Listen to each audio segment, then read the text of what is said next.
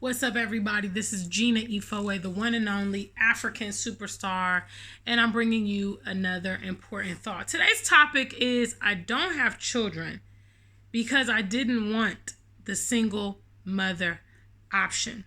Big shout outs to the customers of theafricansuperstar.com, and thank you so much to my very supportive and growing platform of viewers like you. Now, I want to start with a disclaimer because I know how emotional our people can be. And I know that being a single parent, either a single mother more popularly or a single father, it's a very sensitive topic.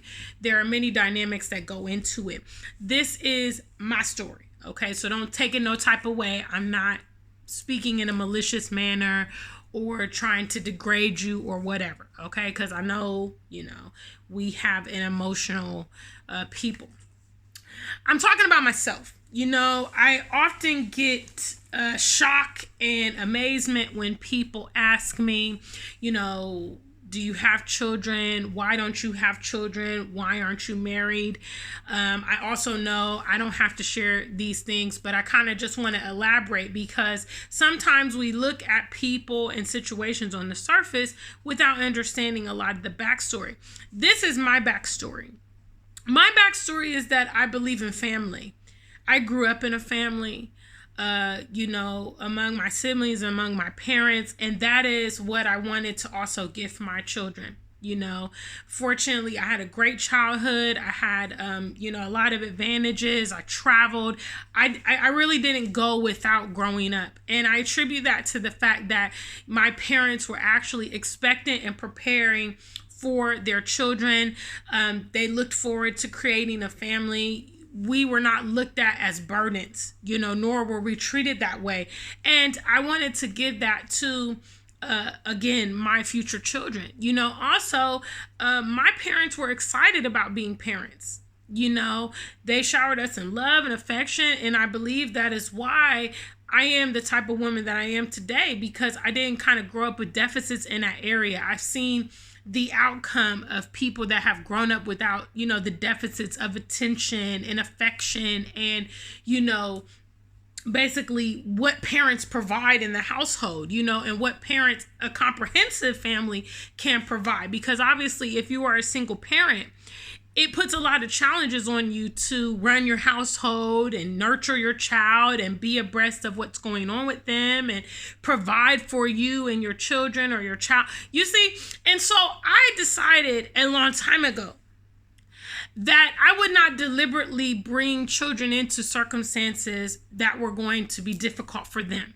You can't foresee down the road if, your spouse dies or you guys separate or whatever, or they become estranged or whatever the case may be, that you guys are not going to be able to maintain your family. But I believe very strongly in creating the environment that will be conducive for my child's success. With that being said, I have not been presented the opportunity to create a family with someone. Unfortunately, even when I was married, because we were on different wavelengths, I didn't find that situation suitable. People were advising me, well, maybe you should bring a child, with my ex-husband. Maybe you should do this and that. It might help your marriage. I believe in planning. I believe in being on the same wavelength. Why would you bring a child into chaos and wonder why chaos is consuming your child? And that is what, if we are honest, what a lot of our women are doing. We are irresponsibly procreating with people that we know are irresponsible and not suitable for a family setting. You've got to ask yourself, is this person going to be responsible? Do they want to be responsible? Do they want children? If they have children, how are they managing their children? Do they have means to take care? You see, I'm not a baby mama material. I'm not. I don't want to be in those shoes. And I have been presented opportunities to become someone's baby's mom. I'm sure I would have become their baby's mom if we decided to go forward and have children. You see, and that is why, is because I want to choose the right path. the truth is, the hard truth, guys, is that we become who we are as adults a lot because of our foundational years. You know, if those years are filled with lack and pain and struggle and chaos and confusion, a lot of times the adult begins to exhibit those same things that were instilled in them as children. We as adults should be doing better and choosing better. You know, maybe you got caught up, maybe the situation looked promising and you guys had the child, and then it becomes what it becomes. You should not be duplicating that process over and over and over again. You know, you do have the capability to require commitment. And I guess what? If that person doesn't want to commit, that's a really good indicator that they're not going to be suitable to create a family. Because parenting is a long time commitment.